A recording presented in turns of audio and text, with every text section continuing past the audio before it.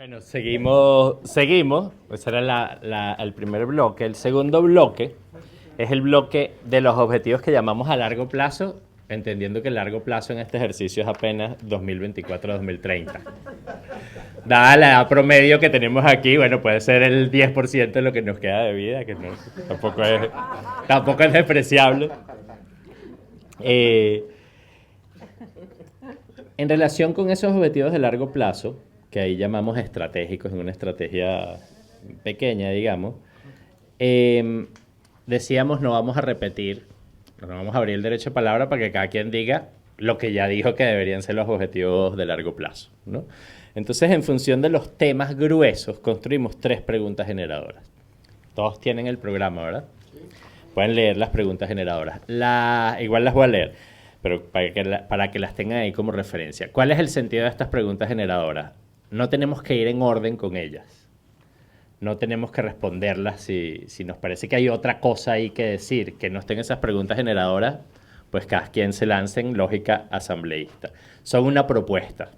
Uno puede decir, bueno, yo voy a opinar sobre una o sobre las 3, o sobre ninguna, porque hay otro tema grueso que no es. Nosotros creemos que estas son suficientemente contundentes como para que articulen. No es un referente. No se resuelve con sí o no. Entonces, ¿cuáles son las preguntas generadoras? La primera, decíamos que hay un consenso en torno a constitución más políticas económicas neoliberales, ¿verdad? Eso es un consenso duro. Antineoliberales, perdón. En otros lados hay consenso con las neoliberales. Pero nos preguntamos, ¿qué tiene de anticapitalista esto? ¿No? Porque estamos diciendo la defensa de la Constitución, que tiene buena parte de democracia representativa, derechos, donde digamos, ¿dónde está el carácter particular de la izquierda? Un partido social cristiano COPEI podría defender esto. El primero, justicia. No sé si voluntad popular, tal vez, en sus términos formales, ¿no? Entonces, ¿qué lo hace de izquierda ese consenso? ¿No? Eso puede ser un consenso socialdemócrata, pero ¿qué lo hace de izquierda? ¿Qué debería tener para que tenga una perspectiva de izquierda? Es decir, lo asumimos como un piso. La defensa de la Constitución y de la lucha antineoliberal es un piso, pero le podemos agregar algo más reivindicando el concepto de izquierda como una apuesta anticapitalista y qué debería tener. Esa es la primera pregunta. La segunda, hay un acuerdo en que hay que superar la excepcionalidad. Nos preguntamos, ¿se puede superar la excepcionalidad sin un acuerdo político entre los actores en conflicto? ¿Un acuerdo es algo deseable o no? Si queremos superar la excepcionalidad. Y además ya está ocurriendo un acuerdo, ¿no? Reinaldo Iturriza lo llamó el pacto del Eurobuilding, ¿no? Pero sabemos que existe un acuerdo. No es transparente cuál es el acuerdo, pero el acuerdo se respira, ¿no? Con algunos actores. Ahora, ¿qué debe decir la izquierda frente a ese acuerdo y frente a otros posibles acuerdos? Nosotros tenemos una propuesta de acuerdo alternativo a ese. Basta con denunciar y decir, este es un nuevo pacto a punto fijo, la conciliación de las élites, si nosotros queremos la superación de la excepcionalidad. Con esto lo que queremos es, bueno, si la superación de la excepcionalidad y la reconstitucionalización es un tema tan medular y que articula tantos consensos, no evadamos el tema de discutir cómo debería ser algún tipo de acuerdo que haga que los actores políticos decidan no matarse y cumplir más o menos las reglas del juego. La tercera pregunta, como decíamos, hay un consenso en torno al carácter público, popular, nacional de la industria petrolera como un bien estratégico y su uso para remolcar la economía, pero ¿cómo se relaciona esto con la transición energética y la dimensión ecológica de las luchas de la izquierda?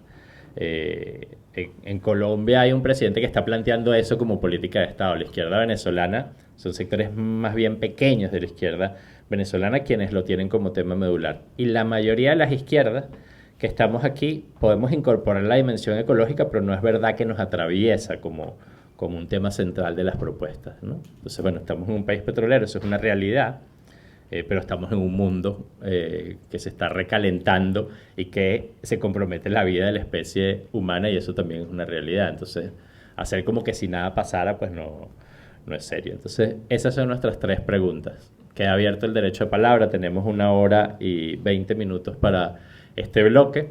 Jorge pidió el derecho a palabra para arrancar. Tenemos 1 hora, 20 minutos para este bloque. Recordamos que son 5 minutos. Cuando vayan por el minuto 4, Alexandra se les va para al lado y les va a ir recordando. Entonces, Jorge Leander.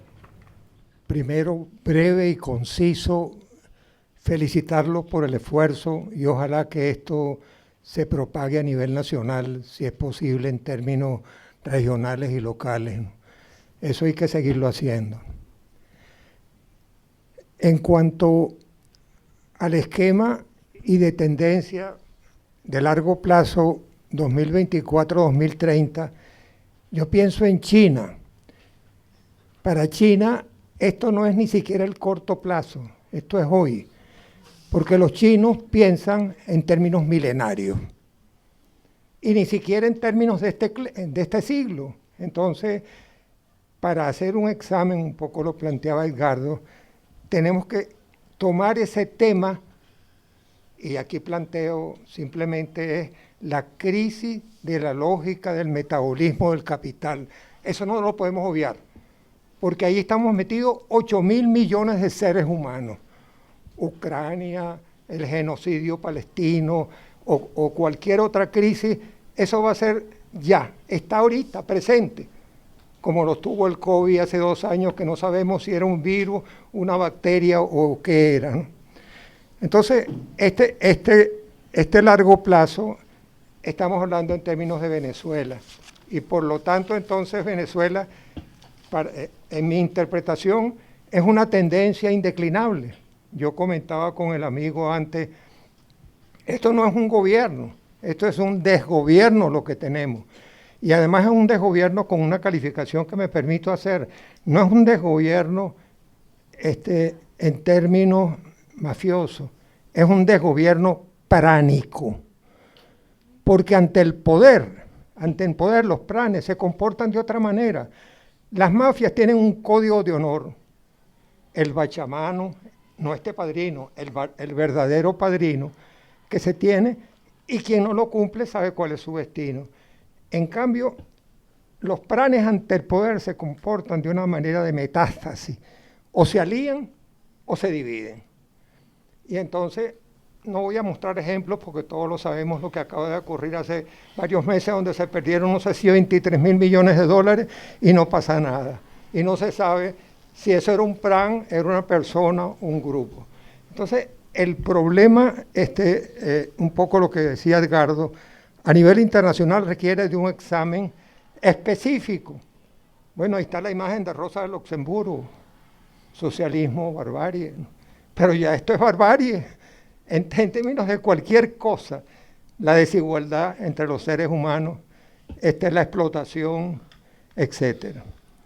Entonces, en el largo plazo, aparentemente estamos centrados en el caso venezolano. Y para el caso venezolano hay que tener por lo menos tres dimensiones diferentes. El colapso rentístico. El colapso rentístico llegó para quedarse. Y el petróleo, posiblemente, lo que vamos a lograr es transformar hidrocarburos en carbohidratos. Lo de los 6 millones, querido amigo, eso ya no es posible. De 6 millones, ahora tenemos, ¿cuánto? 600.000, el 10%. Y ahí está Guyana, que a lo mejor en 2 o 3 años va a producir el doble. Entonces, el problema internacional, ahí hay una contradicción que es insoluble entre las transnacionales y el Estado nacional. Entonces, eso no lo va a resolver el capitalismo, no lo va a resolver la lógica del capital. Entonces, allí tenemos un problema serio a analizar y cuáles son las consecuencias específicas para Venezuela en términos... el tiempo se me pasó. Es 1 minuto, gracias. No me traje el reloj de arena porque lo debía haber traído. Entonces, ese campo requiere un análisis desde el punto de vista complejo, difícil, multidimensional, que en este momento creo que no vamos a poder abordar, y sugiero referirnos al caso venezolano en términos de este periodo. Y para entender a Venezuela hay que entender el colapso rentístico. Y ahí hay que reconocerle a Drugo Batista, quiera sí o no, nadie en Venezuela ha hecho un sistema de cuentas nacionales 1830-2008. Nadie. Y eso a nivel internacional, cualquier economista, Kuhne o cualquiera que sea, es un premio Nobel. Ese lamentablemente ya no está Asdrúbal y algunos lo consideran hasta neoliberal. Parece que no se han leído la obra de Asdrúbal Batista. Entonces el colapso rentístico, tenemos que tenerlo allí. Y ya no es la renta. Y la renta tiene entonces involucra al Estado, al leviatán rentista. ¿Cómo se va a comportar el leviatán si ahorita los planes se están repartiendo? ¿Y cuál es el peligro de seguir esta tendencia? El desmembramiento de la República Bolivariana. Y yo creo que eso está en este lapso presente desde ahorita. ¿Qué puede pasar en Guyana? Un conflicto militar. Involucrarnos y todos ponernos la gorra de militares. Ahorita acaban de mandar una misión. En términos militares, esas son preacciones para algo. Entonces, el problema del colapso rentístico hay que tenerlo allí y hay que analizarlo. Hay compañeros que han estudiado toda su vida ese problema y tenemos que escucharlo. Pero lo más grave, en este plazo, ya van 2 minutos. Los 5. Bueno, entonces simplemente voy a mencionar lo más importante de este análisis que ojalá se considere acá, que es la crisis de hegemonía. Y la crisis de hegemonía se manifiesta en una ingobernabilidad reinante. ¿Quién cree que hay que un gobierno? Entonces, ese problema también tiene que ser analizado. Yo no voy a abusar del tiempo, pero simplemente entonces la crisis del capital, eso incumbe a los 8.000 millones de seres humanos. Y por supuesto, nosotros no sabemos cuántos somos. Cada 10 años se hace un censo. Aquí ni siquiera se ha podido hacer un censo. 1, 2, 3, 4, 5 millones de venezolanos están fuera. Eso nunca había ocurrido en Venezuela, nunca en su historia. Todo lo contrario. Entonces, primero, esa crisis del capital. Segundo, el colapso rentístico. Considerar al leviatán rentístico venezolano y sobre todo si queremos salir de este laberinto. Hoy en día para salir del laberinto no hay que hacer, con un dron uno puede perfectamente ver la salida del laberinto. Entonces es una sugerencia tecnológica a ver si podemos salir de él superando inmediatamente la crisis de hegemonía. Gracias. Lander Pérez de En Común. Cuando pensé la respuesta a esta pregunta, ahorita, me di cuenta que la primera parte respondía a lo anterior, ¿no? La primera pregunta que plantearon anteriormente. Y que creo que debemos pensar, en primer lugar, en qué momento estamos, si estamos en un momento ofensivo o defensivo. El grupo de En Común lleva tiempo discutiendo este tema, ¿no? Y nosotros creemos que estamos en un momento de luchas defensivas. O sea, estamos en un momento donde estamos a la defensiva. Y que hemos sufrido varias derrotas que han sido derrotas fuertes, ¿no? Clausewitz decía que la defensa era el momento el mejor momento de la guerra. Pues, o sea, tú estás a la defensa y tienes ciertas ventajas. Es más fácil conservar una montaña, una colina, que tomar la colina, ¿no? Para tomar una colina hace falta mucha fuerza. Y para defenderla hace falta quizás menos fuerza. Bueno, entonces nosotros estábamos en un momento, digamos, defensivo. Llevamos tiempo en un momento defensivo, cuando comienza todo el ajuste neoliberal, pero ya hemos perdido varias colinas. Por ejemplo, el pasaje estudiantil, eso era un derecho conquistado. Y cuando nos los iban a quitar, era el mejor momento para plantear una buena defensa con los estudiantes en la calle, con todo el mundo, y que no nos quitaran el derecho. Bueno, ya ese derecho no existe, hay que conquistarlo. Y así con otra serie de cosas, ¿no? El tema del salario, creo que es una lucha defensiva sumamente importante, que todavía la gente está dando en la calle. El tema por la estabilidad laboral, o sea, hay una serie de derechos, ¿no? Y consideramos que estamos en ese momento aún de lucha defensiva, aunque hemos sufrido fuertes y importantes derrotas que nos ponen en una situación bastante precaria.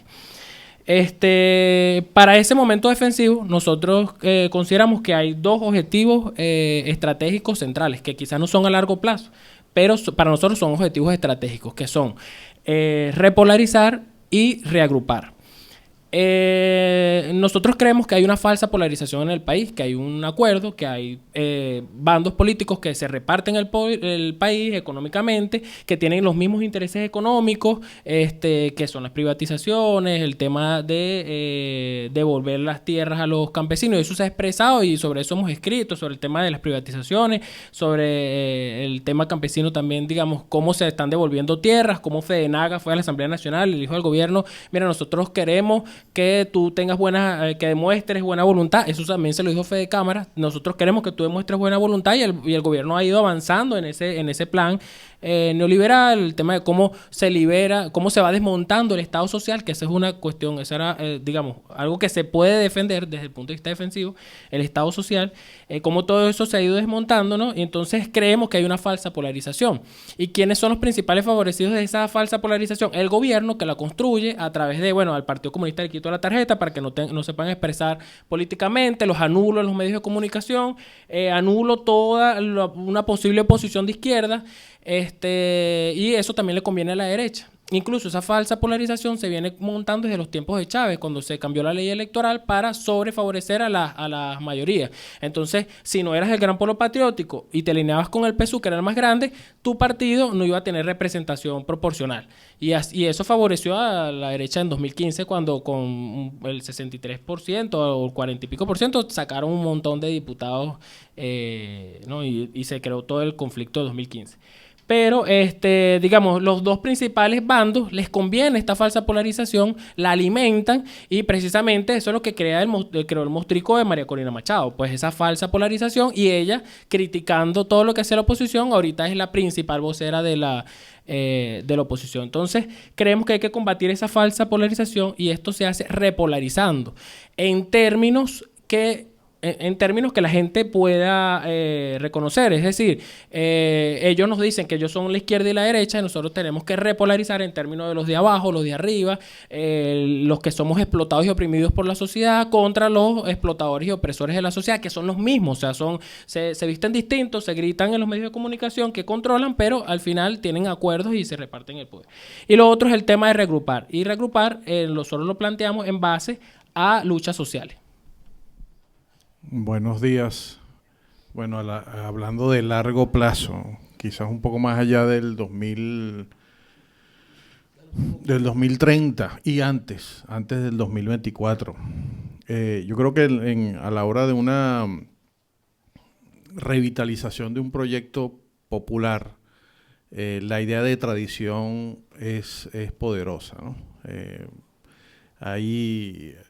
Hay perspectivas que desdeñan la idea de tradición, pero un proyecto nacional, entre comillas, ¿no? En primera instancia, un proyecto nacional debe fundarse en una idea fuerte de tradición. Y bueno, y también debe fundarse en una idea, claro, debe comenzar con las herramientas desde el momento en que estamos reconstruyendo, ¿no? Entonces, inevitablemente, pienso yo, un proyecto de futuro debe tener una idea de restablecimiento, que no es lo mismo que restauración, ¿no? Restauración alude a una restauración de un poder, digamos, oligárquico, ¿no? Entonces, la idea de restablecimiento, hablando sobre todo en términos de una devastación institucional, ¿no? De una devastación social, la idea de restablecimiento es potente, ¿no?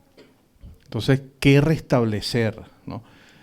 Yo creo que hay ideas fuerzas, ¿no? Que han acompañado a la nación desde que ha nacido, ¿no? En las primeras décadas del siglo XIX, y que fueron siempre ideas que el colectivo no la tomó en serio, pero que son trascendentes, ¿no? Y que se pueden radicalizar en un marco postcapitalista, ¿no? Me refiero a la idea de república, ¿no? Me refiero a la idea de federación, ¿no? En un contexto de un centralismo verdaderamente arrogante y verdaderamente excluyente, ¿no? La idea de federalismo tiene potencia en este contexto, ¿no? De retomar las ideas de la federación. Y la idea también de Estado laico. Yo creo que esas tres ideas son en este contexto muy pertinentes, ¿no? Son ideas que no son nuevas, ¿no? El consenso en torno a lo que en su momento fue la clase dominante, esas ideas fueron parte de un programa, ¿no? De un programa nacional y se materializaron en la Constitución de 1864. De nuevo, fueron siempre saludos a la bandera, pero yo creo que ahora son pertinentes, ¿no?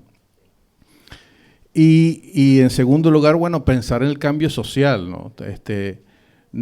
No se puede pensar en cambio, creo que hay Antonio hizo una distinción interesante entre programa de gobierno y se preguntaba si un programa debía ser un programa de gobierno, efectivamente de gobierno. Yo creo que no, ¿no?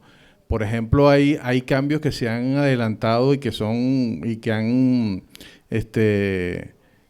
han trascendido y han tocado la propia constitución subjetiva de las personas. Me refiero a los cambios en el campo feminista, ¿no? Y esos cambios culturales, político-culturales, ¿no? de la experiencia feminista son ahora programas de gobierno, pero claro, los políticos lo adoptan como un programa de gobierno cuando constituyen ideas que son valoradas socialmente, ¿no? Entonces, claro, hay un objeto de reflexión porque no necesariamente el cambio social debe venir a partir de un programa de gobierno, efectivamente debe venir, pero se puede cambiar la sociedad desde las organizaciones sociales, ¿no? Se pueden adelantar cambios político-culturales desde las organizaciones sociales y a veces, ¿no? Hay cambios que son mucho más trascendentales cuando se hacen desde las organizaciones sociales, se consigue más consenso en unas ideas desde las organizaciones sociales. Entonces, bueno, eso era lo que quería decir. ¿El compañero? Yo soy Oscar Feo, vengo del estado de Aragua de Maracay. A mí me costó un poco responder las preguntas, no solo desde el punto de vista tecnológico, que me gusta hacer política por celular, sino porque no hicimos un análisis de coyuntura que nos permita comprender bien cuáles son las contradicciones fundamentales, no solo a nivel nacional, sino a nivel internacional. ¿Cuál es la situación nacional, pero sobre todo cuál es la situación internacional en la que se está desenvolviendo esta crisis? Y allí hay dos temas que son fundamentales, el de la crisis civilizatoria de la que habla Edgardo y la crisis de hegemonía. Yo no tengo duda de que Maduro, María Corina o Milei son parte de esos monstruos de los que hablaba Gramsci que surgen en los momentos de crisis y de transición. Entonces creo que nos hace falta ese análisis, porque a mí me cuesta hoy tomar una decisión a nivel de política nacional sin tomar en cuenta lo que está pasando en el mundo y cómo nos insertamos nosotros en el mundo. Y respondiendo a las preguntas, temas priorizados, Antonio, yo creo que hay que diferenciar dos cosas. Hay dos prioridades que son diferentes. Una, la reconstrucción de la izquierda, y otra, la reconstrucción del país. Yo creo que son dos tareas que tenemos por delante muy importantes, pero son diferentes. Hay que tener un programa para la reconstrucción de la izquierda y hay que tener un programa para la reconstrucción del país. Reconstruir a la izquierda implica comprender, en primer lugar, que venimos de una derrota y que somos víctimas de una profunda frustración. De una profunda frustración por años perdidos de esfuerzo y sobre todo por un gobierno, como ustedes lo decían, que utiliza un discurso antiimperialista y de izquierda y que no tiene nada ni de antiimperialista ni de izquierda. Entonces, ¿cómo rescatar el sentido de las políticas anticapitalistas, antiimperialistas de izquierda cuando tenemos 20 años con ese discurso que ha conducido a esta profunda crisis? Es un reto extremadamente grande y eso es lo que nos tiene, yo creo que una de las características fundamentales nuestras hoy, además de esa frustración, es la profunda, estamos paralizados, estamos desmovilizados, y por eso esta iniciativa es de gran importancia.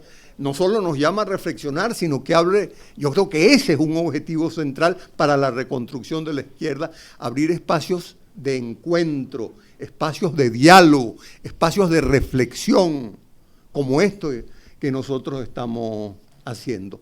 Pero al lado entonces de esa propuesta para la reconstrucción de la izquierda, para salir de la frustración, para salir de la desmovilización y para salir de esa situación de sobrevivencia en la que nos encontramos, tenemos, por otro lado, un país destruido. ¿Cómo reconstruir el país? ¿Cuál es la propuesta para reconstruir el país? Y allí las alianzas, el entramos todos, no es solo la izquierda. O sea, hay muchas preguntas que no respondemos, pero yo termino señalando que creo que nosotros estamos atrapados en estos momentos. Porque independientemente de que no lo querramos, la coyuntura electoral la tenemos a cortísimo plazo, y en esa coyuntura electoral como izquierda tenemos poco que ofrecer. Sí, y estamos entonces ante o la continuidad del desastre de ese gobierno o un gobierno más desastroso todavía que pudiera ser el de María Corina Machado. O sea, estamos atrapados en una situación en la que construir una alternativa a esa realidad que nos enfrentamos, o Maduro o María Corina, es desastrosa, porque cualquiera de las dos cosas es... Entonces, yo saludo, agradezco este espacio y esta posibilidad de reflexión, que además creo que es un espacio de construcción para el futuro. Gracias. Yo creo que uno de los aspectos que en relación a la izquierda y este proceso, este problema que tiene esta crisis que hay en la izquierda, es precisamente la derrota que sufrió la Unión Soviética y su desmembramiento. Pues yo creo que es un elemento importante que hizo que el mundo entero se transformara en un mundo capitalista, pues. Y yo creo que ahí hay una cuestión que no se ha analizado, por lo menos que no forma parte del discurso de la izquierda en relación a la crisis, que yo creo que eso es uno de los elementos centrales que hace esta, como decir, una dispersión dentro del proceso de la izquierda. Yo creo que inclusive la izquierda europea prácticamente desaparecieron, pues a nivel internacional, por supuesto que hay un retroceso gigantesco, pues, es decir, de todo lo que es la transformación de las sociedades y la transformación del mundo, yo creo, hacia un sistema socialista o un sistema más justo. Yo creo que ahí tenemos que, ¿cómo se llama? Uno de los temas de este tipo de encuentros debería ser eso, porque eso atañe mucho a la izquierda de su proceso, inclusive eso no es nuevo, porque eso inclusive las críticas y los debates que se surgieron antes del año 90, hasta la desintegración de la Unión Soviética, fue en el año 63 que hubo en Cuba, en La Habana, Cuba, hubo lo que se llamó el Gran Debate, pues inclusive hay un libro que recoge toda la que se llama así, el Gran Debate, que recoge toda la discusión de ese momento, que fueron en muchos casos contra todo lo que se estaba desarrollando en la Unión Soviética en el año 63, pues. Es decir, y fue en Cuba, pues, y fue una discusión que comenzó en la Unión Soviética con Lieberman, que se desarrolló después en La Habana sobre la base de los incentivos materiales, y se iban a pagar incentivos materiales a los asalariados, etcétera, allá en la Unión Soviética. Yo creo que es un elemento, pues, que en crisis está desde hace mucho tiempo, y el debate sobre ese tema es mucho hasta el fracaso. Y por otro lado, no hay manera de que se cite en un momento aquella cita del prólogo de la economía política, donde siempre se citaba los modos de producción, pero hay un pedacito ahí que no se cita nunca, que ningún modo de producción puede transformarse hasta que no se haya desarrollado profundamente. Es posible que eso es una de las cosas que ya ha ocurrido. En relación a las preguntas, yo creo que hay un elemento aquí que cuando se habla del problema constitucional, yo creo que si hay una transformación de la Constitución del año 60 al año 99, yo creo que hay un elemento ahí central que es, primero, la intransferibilidad de la soberanía popular, que lo tiene en el artículo 5º. Es un elemento central que se pasa de una constitución que era representativa a una donde tú no delegas la soberanía. Yo creo que hay un elemento ahí de transformación institucional, que eso no se haya desarrollado ni nadie, es decir, las propias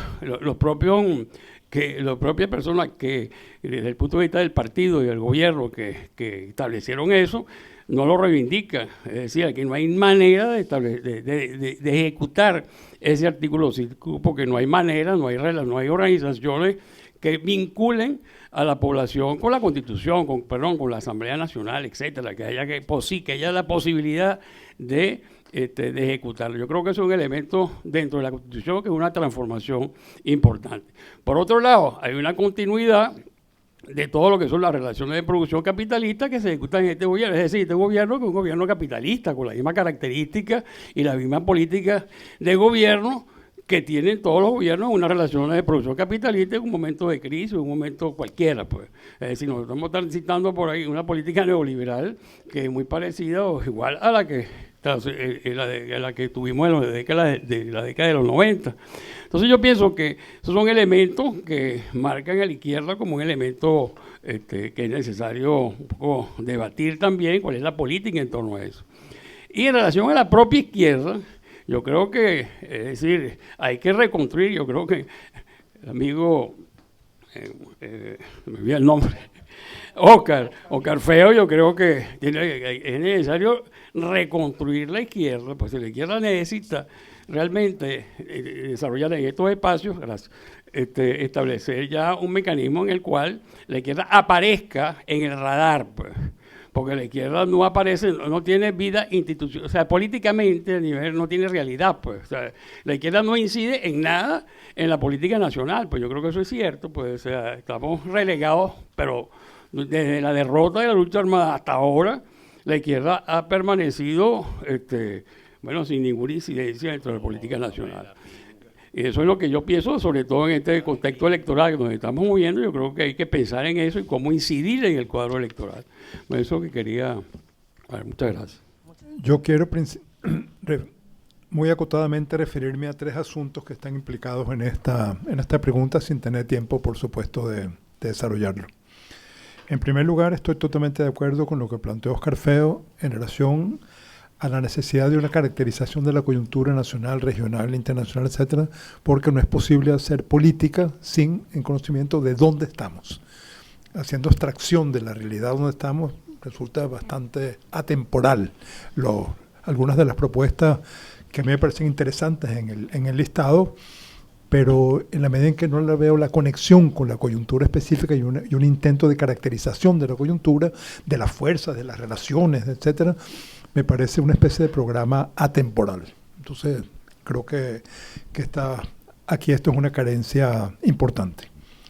En segundo lugar, creo que uno de los retos fundamentales que, desde el punto de vista de las fuerzas de izquierda progresistas, democráticas, lo más amplio posible que podemos pensar, es cómo efectivamente abordar el tema de la reconstitucionalización, de la recuperación de la democracia, la recuperación de la posibilidad misma de la acción política en términos de organización de derechos, etcétera, que permita efectivamente tener el ámbito en el cual sea posible aquellas cosas que nos planteamos en términos de transformación. Esto es obviamente un reto de naturaleza defensivo, porque en muchos sentidos es la recuperación, por lo menos parcial, de lo que ya tuvimos. Y esto es muy complicado para la tradición de izquierda, porque aquí nos enfrentamos con los temas estos de si se convierte la izquierda en socialdemócrata, si es demasiado reformista, con quién se alía, etcétera. Pero debemos recordar la experiencia de la lucha contra el fascismo, la experiencia de los frentes amplios, todo aquello que de alguna manera reconoce la existencia de fuerzas democráticas con las cuales es necesario aliarse, trabajar de alguna manera en convergencia en función de la tarea de la recuperación del ámbito de la democracia en el espacio en el cual sea posible el desarrollo de opciones políticas transformadoras. Y en tercer lugar, creo que el tema del nuevo consenso petrolero forma parte muy, muy importante de lo que es medular para Venezuela hoy. El nuevo consenso petrolero con sus implicaciones, que es efectivamente un gran consenso petrolero entre el gobierno, los empresarios y estos partidos que se autodenominan como la oposición, es incompatible con la preservación de la vida en el planeta. Es simplemente no posible. Si vamos por ese camino, vamos simplemente acelerando el camino de la destrucción a muy, muy corto plazo. Lo que hace falta en el planeta es una drástica, acelerada, inmediata reducción del consumo de hidrocarburos y este consenso petrolero apuesta con imaginarios que realmente, con una visión nostálgica de la Venezuela rentista, pretenden regresar de alguna manera a lo mismo. Hay aquí un problema muy grave desde el punto de vista de opciones de política macroeconómica desde la izquierda, alternativas al capitalismo, que fue un talón de Aquiles medular para la experiencia de los gobiernos progresistas, y esto fue que no existió la propuesta, la elaboración, la comprensión, la posibilidad de pensar en políticas macroeconómicas alternativas a la lógica del capital, a los patrones de consumo, a las formas de inserción en la lógica de acumulación global, y por lo tanto se siguió con la misma inserción de subordinación a esta lógica de división internacional del trabajo y de la naturaleza, y por lo tanto la única forma de hacer políticas sociales, abordar el tema de la desigualdad, etcétera, etcétera, fue por la vía del extractivismo, que lo que hizo fue alimentar la maquinaria de devastación del capital y no presentar alternativa alguna. Liliana. Un poco para empezar por donde dejó Edgardo esto, quisiera yo poner sobre la mesa esta idea de transición como si fuese algo que está en el futuro. O sea, la transición está ocurriendo, solo que nosotros no tenemos voz en ella. Y nosotros no estamos decidiendo cómo se hace, ni quiénes son los que van a ser dejados fuera de la transición, ni quiénes van a entrar en los espacios donde va a haber transición. De hecho, para este lapso corto, en 2030 ya Europa debería haber cambiado de vehículos eléctricos, o varios de los países tienen unas metas de transiciones que hacen que nosotros seamos los cuerpos que se van a sacrificar y los territorios. O sea, para que esa transición ocurra en los nortes, nosotros vamos a hacer las zonas nuevas de sacrificio. Eso no se debate mucho, pero debería estar allí porque es donde en el escenario internacional, y que tiene que ver con esta coyuntura que es necesario como ver, porque está muy acelerado. Entonces, la transición está ocurriendo, no es una transición, es expansión, porque además de que se han incrementado las inversiones en combustibles fósiles, ahora hay nuevas inversiones que se están haciendo en el marco de un nuevo colonialismo verde, que tiene que ver con industrias de eólicas, industrias de paneles solares, etcétera, que repiten el mismo patrón que ocasionó esta crisis. Entonces, eso está ocurriendo y en nombre de la transición se están estableciendo, se está expandiendo el capital, se está expandiendo el capitalismo en nuestros territorios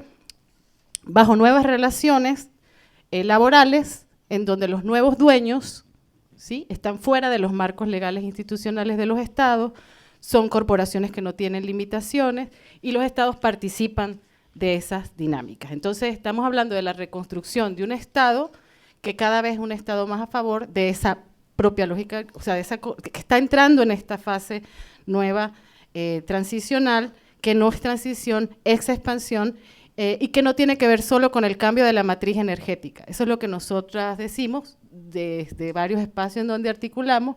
No es suficiente hacer un cambio de matriz energética, porque el colapso energético, es decir, porque el colapso que también del rentismo no es solo una cosa económica energética, sino también cultural. Y esto es parte, la crisis que nosotros estamos atravesando es parte de ello. Entonces, una nueva izquierda tendría que empezar a ver esos intersticios, esos lugares en donde el capital nos distrae, ¿no? Nos distrae y nos sigue haciendo poner el foco en el mismo lugar, y no en los lugares en donde las otras políticas son necesarias, como por ejemplo se nos olvida que en el metabolismo del capital quienes median son las mujeres. No es que es igual la violencia contra la naturaleza contra la mujer, no, la mujer es el cuerpo que media entre lo natural y el capital, y el capitalismo. Entonces, eso que está ahí en el medio, las mujeres, que son las que colocan la crianza de los trabajadores que van a insertarse en el sistema, colocan los cuidados de los ríos que van a alimentar los modelos agroindustriales, que van a colocar, etcétera, son allí. Y allí se están haciendo entonces ciertas políticas que es necesario retomar y ver. Son espacios de políticas en femenino, de políticas indígenas, de políticas campesinas, que son quienes median entre la naturaleza y el capital, y en donde no ponemos el foco para levantar política, para hacer política, porque lo vemos como el espacio otro donde no se hace la política porque se piensa que allí no hay economía, se piensa que allí no hay hegemonía, se piensa que allí no hay propuesta política. Y resulta que en esos espacios hay un conocimiento sobre el tiempo de los ciclos de la naturaleza que están acelerados por nuestro afán de acelerarle el tiempo a la naturaleza. Ahora hizo que la naturaleza vaya más rápido que el tiempo de poder hacer política. Es decir, no tenemos posibilidad de hacer política porque la naturaleza ahora es vista como una amenaza.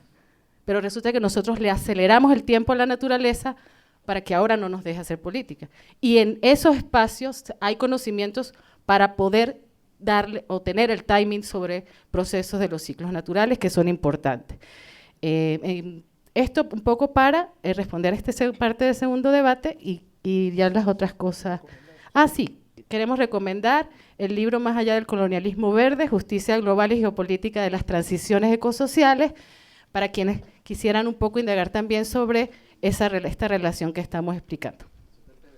Y está en PDF y en Claxo, disponible. Es el de Claxo. Buenos días. Mi nombre es Jason Rondón, el Partido Unidos en Carabobo. Bueno, quería partir primero de que en política se asumen los hechos, no se lamentan los hechos. Creo que aquí hay unos conceptos importantes cuando se habla de la excepcionalidad que ciertamente existe en el panorama nacional actual. Es un hecho consumado que tiene que ser asumido, un hecho producto de una crisis de empate catastrófico entre las fuerzas del gobierno sosteniendo el poder político y la fuerza de la burguesía tratando de desalojarlo por los mecanismos del mercado, de la presión nacional e internacional, que conduce, bueno, a un agotamiento, una crisis coincidente con una situación internacional en la que habría que decir que esa transición verde es en parte una necesidad de mercado de no depender ya tanto de ciertas materias primas del tercer mundo, pero que no es una transición genuina porque sus conquistas son endebles. Porque mientras no haya una transición de estadio social de la humanidad, esos problemas ecológicos junto con los problemas nacionales y étnicos que hemos hablado ya, no se van a solucionar. Entonces, coincidiendo con esa crisis, el empate catastrófico de las fuerzas a nivel nacional conduce a una recomposición, un acuerdo, que es bueno el que algunos compañeros han llamado como el pacto de élite, en el que mediante la constituyente se crea un Estado acorazado que aglutina todos los poderes para la finalidad de acordar la preservación de las tasas de ganancia con la burguesía y un modus vivendi con el imperialismo, porque las empresas que están ahorita ejerciendo la mayor parte de la extracción petrolera nacional no son empresas, no es la empresa nacional. Entonces hay que entenderlo también en el hecho de que PDVSA, una empresa dependiente que no generó ni genera tecnología ni insumos, ni ningún tipo de escalamiento industrial dentro de Venezuela, sino que es un enclave, siempre lo fue de las transnacionales. Bueno, tenía los tiempos contados en el calendario. Cuando se nacionalizó era porque ya su mantenimiento era antieconómico para el gran capital transnacional. Y eso ya pasó hace más de 50 años, si no me equivoco, años 77, 75, 77. Y bueno, simplemente llegó el tiempo en que los costos de producción llegaron a un tope en el que convirtieron a PDVSA en totalmente inoperativa y las sanciones del imperialismo en medio de la pugna simplemente le dieron la estocada de muerte y configuran el escenario actual en el que no hay un acuerdo petrolero propiamente, sino un malabarismo sobre una crisis profunda en la que la burguesía exige para su tranquilidad, para la paz con el gobierno, una liquidación constante de cientos de millones de dólares en las mesas de cambio, y que bueno, el Estado mediante 1000 formas de endeudamiento, mientras la entrega formal y práctica de los recursos naturales, tanto a las petroleras como a las grandes mineras, y bueno, la entrega de la soberanía a los fondos de inversión, ahí se va configurando un consenso, pero un consenso inestable y caótico. Y creo que, bueno, es precisamente la razón de ser de la excepcionalidad y, bueno, parte de abordar ese gran tema de los consensos. Yo creo que el problema no es que los consensos sean de izquierda o no sean de izquierda, el problema es que la izquierda logre construir consensos que pueda asumir la sociedad. El consenso de que la vida es insostenible en una sociedad que no le da al trabajador lo mínimo para reponer la fuerza de trabajo con la que éste mantiene a la sociedad y reproduce las riquezas. No le da al pueblo venezolano la capacidad de vivir de su propio dinamismo social. Esto es insostenible, el pueblo venezolano lo sabe, lo presiente, y ninguna de estas fuerzas políticas, ni la del gobierno ni de la derecha, hablan de esto. Todo se va a las nubes, ya sea de las nubes jurídicas, del cielo ideal jurídico, o el cielo ideal político, o el cielo ideal patriotero, guerrerista, pero no se habla del pan cotidiano, no se habla de todos esos fundamentales elementos. Yo creo que primero hace falta construir un consenso propio, un acuerdo propio, construyendo un centro político. Reconocer que ciertamente, no solo desde la crisis del chavismo, sino un tiempo antes, hay una gran crisis sobre las alternativas al capitalismo, porque muchas veces las supuestas vanguardias de alternativa al capitalismo se han preocupado más, como pareciera estar infiltrándose un poco la preocupación hoy, por conservar el capitalismo antes que liquidarlo, porque la excepcionalidad, más que una adversidad, es una gran oportunidad. Y en en esa marea ciertamente hay que construir un centro político amplio, tan amplio como sea necesario, con la alianza con los elementos que sean necesarios para, ciertamente traer los consensos al bando de la revolución. Los consensos, de la Constitución, de los derechos, del ambientalismo. Y para eso, y en sintonía con eso, concluyo diciendo que, la excepcionalidad no es algo a lo que tener temor, sino es la gran oportunidad, porque el escenario de la izquierda, de su reconstrucción, es mediante un programa de reconstrucción popular de la sociedad. Porque la izquierda no es nada sin su sujeto histórico, sin el sujeto histórico. Porque el gran aporte de la revolución, del marxismo, al pensamiento social ha sido que la liberación es fruto de los oprimidos, no de entes externos. Con eso concluyo. Que las intervenciones hasta ahora han abierto, creo que en cada intervención se anuncian como 3 o 4 eventos, porque son discusiones solamente para discutir la crisis civilizatoria. Eso da para varios eventos. Para discutir el agotamiento del rentismo, eso serían varios eventos y varios libros, etcétera. O sea, por eso yo voy a tratar de ajustarme, pues, al debate para tratar de verlo. La primera observación de Giordani me parece interesante, porque se habla de largo plazo, 6 años. Y referido al espacio nacional, incluso al espacio electoral, que de alguna manera ese plazo lo que nos pregunta es ¿qué hacemos con un nuevo gobierno de Maduro? Prácticamente, ¿no? Y ahí se expresa una visión histórica que no es de la tradición. Por ejemplo, escucho la intervención de Oscar Feo y está hablando de la tradición. La tradición de la izquierda es que haga un análisis de la crisis histórica del capitalismo, etc. Esa es la tradición. Esa es una tradición que de alguna manera hay que tomar en cuenta. ¿Cuáles son los elementos nuevos de ese contexto histórico? Por ejemplo, la nueva Guerra Fría, la presencia de un enfrentamiento. Estamos en medio de un enfrentamiento mundial en el cual algo tenemos que reflexionar y que ver.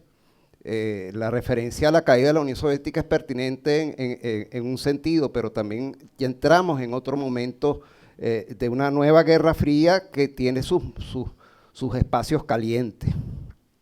También está la revolución científica tecnológica. Aquí se ha hablado, por ejemplo, como de algo nuevo. Bueno, los programas eran de la época de Lenin. Ahora hay que pensar en TikTok, hay que pensar en WhatsApp, hay que pensar en esas cosas. De alguna manera, el paso de hacer política a base de programas, a hacer política a base de marketing, eso se dio en Venezuela en la década de los 70. Y ese cambio, nosotros no lo estudiamos, yo tengo hasta un libro sobre eso, pero no nos adaptamos a esas nuevas situaciones. Entonces, hace falta como elaborar esa visión histórica rescatando algunas tradiciones de la izquierda. La primera pregunta, ¿existe un consenso? ¿Qué tiene anticapitalista esto? ¿En qué se diferenciaría de un programa de COPEI o AD o Primero Justicia? ¿Qué lo hace de izquierda? ¿O qué debería tener para que tenga una perspectiva de izquierda? Lo hace de izquierda que está contra la derecha. Ahí empalmo con una intervención en la rueda anterior que decía, bueno, ¿contra quién? Una forma de definir lo que somos es contra quién, es el otro, es el adversario. Porque la derecha que tenemos enfrente no es AD+COPEI, es otra cosa, es otra cosa. Ni siquiera, bueno, se habla de neofascismo, etcétera, etcétera. Yo escuché una intervención del profesor Huerta, que fue profesor de Milei, con mucho orgullo le dice, yo fui profesor de Milei, y Milei me reconoce como su profesor. Y él estableció una serie de distinciones que, oye, tiene razón, está hablando el profesor Huerta, el profesor de Milei. Por ejemplo, Milei es diferente a Trump. O sea, hay una nueva derecha que no tiene su correlato en una nueva, entre comillas, allá interviene la cuestión del marketing, nueva, porque tenemos que ser nuevos, o sea, porque lo nuevo tiene que ser un valor, eso hay que reflexionar, porque lo nuevo tiene que ser un valor, porque de alguna manera hay nuevos temas, que es esto de la ecología, que es el tema del feminismo, etcétera, etcétera. No voy a caer en ciertas anécdotas que se me vienen a la mente. Entonces, esa nueva derecha frente a la cual nos definimos en forma defensiva, ¿es cierto ya? ¡Wow! Bueno, la otra pregunta. ¿Se puede superar la excepcionalidad? No sé qué significa eso de excepcionalidad. Yo siento que aquí se habla en un lenguaje que no es el mío. Ya está ocurriendo un tipo de acuerdo. ¿Qué debe decir la izquierda frente a él? Bueno, hay excepcionalidad en el sentido de la ley antibloqueo. La ley antibloqueo negó la Constitución. O sea, no estamos en la Constitución del 99, estamos en la ley antibloqueo, que es una cosa contra la Constitución, que es otra cosa. Estamos en otro marco institucional. Ya está ocurriendo algún tipo de acuerdo. ¿Qué debe decir la izquierda frente a él? ¿A qué acuerdo se refiere? ¿Al acuerdo con los empresarios, con Estados Unidos, etcétera? Es eso. Si se refieren al acuerdo por la defensa de los derechos democráticos, ahí es pertinente retomar la cuestión histórica del Frente Democrático contra el fascismo. Lo que pasa es que esta derecha tiene elementos de fascismo, pero tiene otros elementos nuevos que hay que actualizar. Entonces, esto de los acuerdos es un problema de táctica y estrategia. Pero no es lo mismo hablar de táctica y estrategia en un marco de 6 años que hablarlo en términos de 10. ¿Me explico? O sea, de alguna manera la visión histórica, los referentes temporales de esto. Yo sí creo, ya se me acabó. Caramba. No, solamente decir, sí es pertinente hacer un tratamiento frente al duelo y asumirlo. O sea, muchos aquí siguen identificándose como chavistas porque no han superado el duelo. Ni siquiera se han dado cuenta de que están en duelo. O sea, sienten que tuvieron una pérdida, están llorando por esa pérdida, pero todavía hay una negación, que se murió, chico. Entonces, aquí hay varios grados de ese duelo. De alguna manera yo sufrí ese duelo, lo sé, como dice Karina, yo lo sé, yo lo viví. Duele tanto así y nada puedes hacer. Yo viví ese duelo entre el 13 y el 14. Ya, ok. Pero sí es un tema pertinente. Bueno, rápidamente, yo creo que lo que decían de hacer análisis de coyuntura es importante.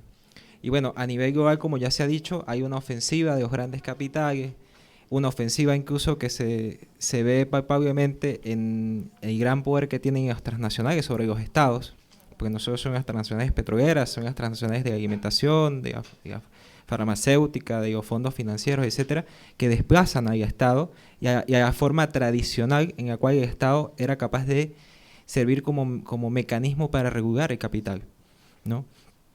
Cada vez es más difícil desde la estructura del Estado-Nación regular la fuerza de capital.